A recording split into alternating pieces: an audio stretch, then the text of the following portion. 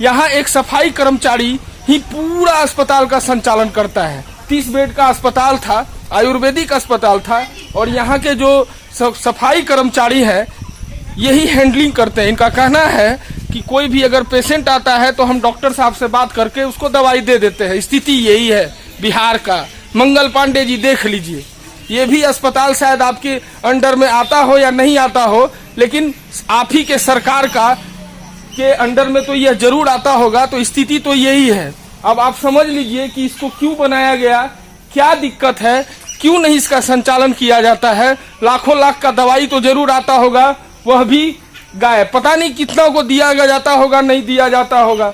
हो सके खाली फॉर्म फिलअप करके पेशेंट का नाम लिख करके उस दवाई का गबन कर दिया, क्योंकि आयुर्वेदिक दवा महंगा आता है, इस वजह से हो सके कि इसका गबन कर दिया। हम इसकी पुष्टि नहीं करते हैं, लेकिन आरोप इसलिए लगा रहे हैं ताकि यहाँ पर एक भी कर्मचारी यहाँ मौजूद नहीं है, तो फिर पेशेंट कहाँ से आते होंगे, कौन आता होगा। देख लीजिए, एक पेशेंट को दवाई, ये दवाई आप यहीं से लिए हैं? ये देखिए 10 मूला रिस्ट है। अब बताइए कौन दिया आपको? इधर आइए, अभी दवाई लिए हैं? हाँ, अभी। निकालिए दवाई। आप देख लीजिए कि यह आदमी दवाई लिए हुए हैं, 10 मूला रिस्ट। अब ये डॉक्टर साहब ही, अभी इनको डॉक्टरे कहा जाए क्योंकि बेचारे यही अभी दे रहे हैं पेशेंट को। तो ये डॉक्टर साहब का कहना है कि 10 मूला रिस्ट से बवासीर का ठीक हो जाता है। बवासीर 10 मूला रिस्ट से ठीक हो जाता है। और पंचसखार क्या होता है? पंचसखार, उसमें क्या क्या कंपोजिशन है? इसमें है थी फक्की। हाँ। अच्छा, कंपोजिशन नहीं मालूम है क्या होता है? नहीं, ये जो है ना बवासीर में काम करता है। अच्छा। अब देख लीजिए कि यह पूरा सरकारी व्यवस्था है, सरकारी अस्पताल है, और एक सफाई कर्मी यहाँ पर दवाई देता है। ये बहुत बड़ी बात है। अगर इन पेशेंट के साथ कुछ हो जाए तो इसका जिम्मेदार कौन होगा? क्या वह डॉक्टर जो वहाँ बैठे हुए हैं, या फिर यह कर्मचारी?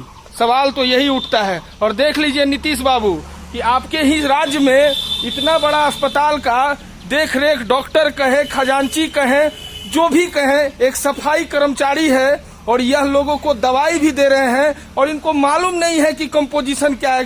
क्या मालूम होगा? अगर कंपोजिशन के बारे में मालूम होता तो शायद ये डॉक्टर रहते, लेकिन डॉक्टर साहब हैं पटना में, अपने घर में होंगे या कहीं होंगे, लेकिन सफाई कर्मचारी को चाबी दिए हुए हैं, और अपने मन से इन महिलाओं को भी, ये देख लीजिए इनके हाथों में दवाई है, इनको दिया जा रहा है। अगर इनके साथ कोई हादसा होता है तो इसका जिम्मेदार कौन होगा? सरकार, या वो डॉक्टर, या कल्याण विभाग, या ये सफाई कर्मचारी?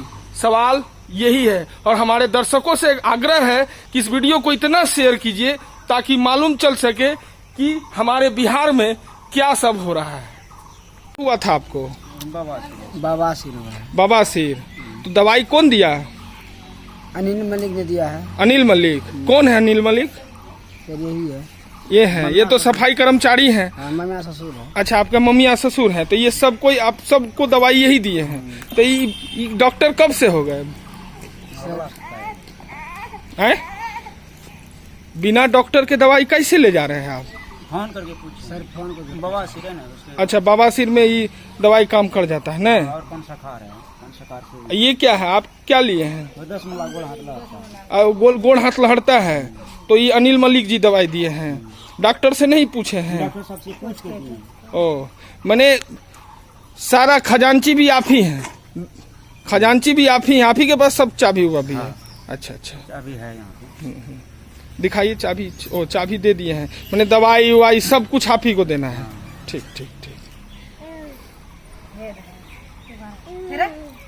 अब बताइए कि एक सफाई कर्मचारी को रखकर इस अस्पताल का सारा कुछ करवाया जा रहा है, ये कहाँ तक जायज है? क्या सही बात है? जी। आप ही ने सब कुछ देख रेख कर रहे हैं? अच्छा, कोई पेशेंट आता है दवाई भी दे देते हैं? जी, फोन से कह के तब है दवाई।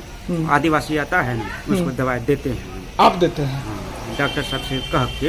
अच्छा, तो आप दवाई समझ लेते हैं कि डॉक्टर साहब कौन दवाई कहे हैं? हाँ। कैसे? फोन से कांटेक्ट होता है। फोन से? तो डॉक्टर साहब क्या बोलते हैं? गोदरेज खोलो, उसमें वो दवाई होगा, वो दे दो, और आप दे देते हैं। तो आप क्या है यहाँ पर?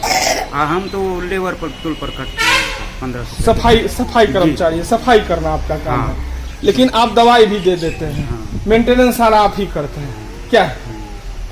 आप देख लीजिए बिहार की स्थिति कि अस्पतालों में सफाई कर्मचारी डॉक्टर से पूछ के दवाई भी पेशेंट को दे देते हैं। हैं? वेतन भी उतना नहीं देता है। वेतन भी नहीं है, कितना वेतन है? 1500 मात्र में डॉक्टर साहब देता है। 1500 में पेट भरेगा भैया बताइए। 1500 देते हैं जी। डॉक्टर साहब देते हैं। अच्छा अच्छा, डॉक्टर साहब का क्या नाम है? अजीत हाँ, डॉक्टर अजीत कुमार है, पटना में रहते हैं, है ना? पटने में न रहते हैं, वो कटिहार में डेरा है। कटिहार में डेरा है, लेकिन यहाँ कभी आते वाते नहीं है। ये फिलहाल कोढ़ा के हम मड़वा महावीर स्थान में मौजूद हैं और आप हमारे पीछे यह जो अस्पताल देख रहे हैं, इसका बोर्ड आप देख लीजिए, हम आपको दिखाएंगे। वैसे ये उल्टा दिखेगा, लेकिन आप देख लीजिए, यह जो अस्पताल है इसका नाम है आयुर्वेदिक चिकित्सा केंद्र मड़वा कोढ़ा कटिहार। यह जो है अनुसूचित जाति एवं सूचित जनजाति कल्याण विभाग जो है उसके अंडर में आता है और यहाँ पर आयुर्वेदिक दवाई देने का प्रावधान था। यहाँ जो भी डॉक्टर बैठते ये आयुर्वेदिक डॉक्टर बैठते, लेकिन हम यहाँ का कंडीशन दिखाएंगे आपको, बहुत गौर से देखिएगा जरा। देख लीजिए, यह अस्पताल है, सरकार ने बहुत पैसा खर्च किया होगा, वह भी पैसा हम गरीबों का ही है, हम लोगों का है, जो भारत के लोग टैक्स के रूप में पैसा देते हैं, उसी से यह निर्माण किया गया है। आप देख सकते हैं कि इसकी स्थिति क्या है। और सबसे अचरज वाली बात बताएं तो सबसे अचरज वाली बात है कि यहाँ पर कोई डॉक्टर नहीं है, कोई व्यवस्था नहीं है, सिर्फ एक बिल्डिंग है। आप देख सकते हैं अंदर का नजारा। यहाँ पर जो यहाँ के सफाई कर्मचारी हैं वह खोल के बैठे हुए थे। जब हमने पूछा कि डॉक्टर साहब नहीं है, तो उनका कहना था कि भैया डॉक्टर साहब तो है नहीं, कोई नहीं है, ये सफाई कर्मचारी है, खोल के अपने परिवारजनों के साथ बैठे हुए थे। स्थिति देख लीजिए आप भी क्या याद रखेंगे कि कैसे अस्पताल से आपको हम रूबरू करवाए हैं। ये है डॉक्टर साहब का रूम, देख लीजिए कितना गंदा पड़ा हुआ है, ये कई महीनों से डॉक्टर नहीं आए हैं। आप देख सकते हैं इस कमरे की स्थिति। आप देखिए कि ये देख लीजिए, यहाँ पर ये देख लीजिए कि ये ऐसे पड़ा हुआ है। यहाँ डॉक्टर साहब का क्या अच्छा खूबसूरत चेयर था, वह चेयर भी नहीं है। ये एक्सरे जांच करने का, ये इलेक्ट्रिक से इस पर एक्सरे रख के देखा जाता था, ये सारा चीज है, ट्यूबलाइट वगैरह है, बहुत सारा चीज हम और भी आपको अंदर दिखाते हैं। आप देखिए, यह शल्य एवं शलाक्य कक्ष था। स्थिति देखिए इसकी, ये कितना ये है, थोड़ा हटाइएगा इसको। ये देखिए, ये सफाई कर्मचारी है, क्या नाम है आपका? अनिल मल्लिक। अनिल मल्लिक जी हैं, आप ही के देखरेख में ये अस्पताल अभी है। हाँ, देखिएगा इसके अंदर हम आपको लिए चलते हैं। ये देखिए, ये दवाई वगैरह पड़ा हुआ है, कोई देखने वाला नहीं है, जो कोई नहीं देखने वाला है। तो सरकार जो कह रही है कि हमने आपके इधर अस्पताल बनाया, बिहार में कई तरह का अस्पताल बनाया, हम सवाल तो पूछेंगे साहब, सवाल तो हम पूछेंगे। क्यों? क्योंकि ये सब देख लीजिए कितना अंदर में कितना अच्छा बनाया गया था, लेकिन इसको देख रेख क्यों नहीं कल्याण विभाग के द्वारा किया जा रहा है।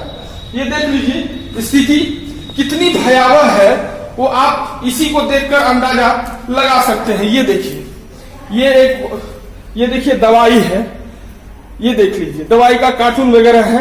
ये अलमीरा है, इसमें अलमीरा पड़ा हुआ है, दवाई उसमें है, इसमें दवाई है, इसमें दवाई है। देखिए नीचे भी आप देख सकते हैं दवाई पड़ा हुआ है, लेकिन इसको देगा कौन है देने वाला? ये देखिए, ये अलमारी है, इसमें हो सके दवाई होगा, इसमें फाइल है।